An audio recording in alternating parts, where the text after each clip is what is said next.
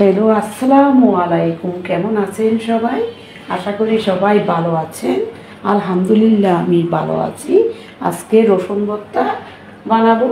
রসুন আমি এখানে 1 কাপ নিয়েছি, মাঝখানে এভাবে আমি কেটে নিয়েছি। এবার তৈরি করব। একটা প্যানের মধ্যে একটু সরিষার তেল দিয়ে দিচ্ছি। এবার আমি 5টা শুকনা মরিচ বেজে নিব। চালটা আপনাদের পছন্দ মতো বাড়িয়ে কমিয়ে দিবেন। মরিচটা ভাজা হয়ে গেলে এবার আমি উঠিয়ে দিচ্ছি। এবার এই ফ্যানের মধ্যে রসুনগুলো আমি বেজে নিব।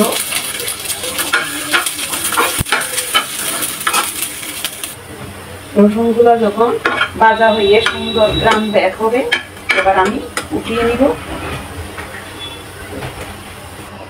এবার আমি ওই প্যানের মধ্যে সরিষার তেল দিয়ে দিয়েছি, 1 টেবিল চামচ দিয়েছি।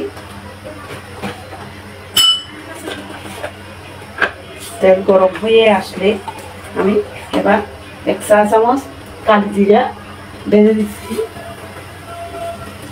এবার দিব 1 কাপ পেঁয়াজ কুচি, এগুলিও আমি ভেজে দিব।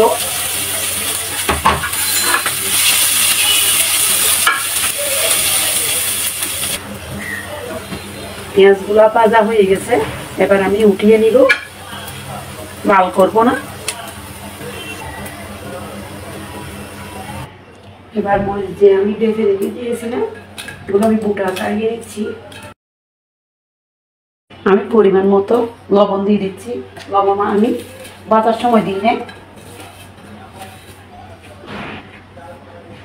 মরিচ গুঁড়া করা হয়ে গেলে পেঁয়াজ যে ভেজে রেখেছিলাম এগুলি আমি মেখে নিব একসাথে।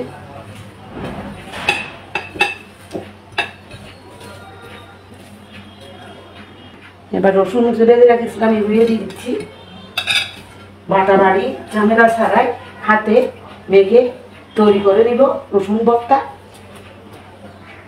আমি সম্পূর্ণ মেখে নিচ্ছি।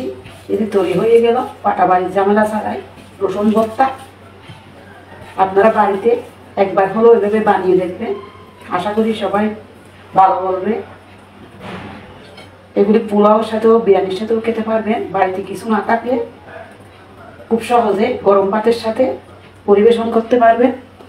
দেখুন, একটা প্লেটের মধ্যে আমি ভর্তাগুলা নিয়ে নিয়েছি। বাড়িতে আমি যেটা রসুন ভর্তা করি ওইটাই আজকে আপনাদের কাছে শেয়ার করলাম।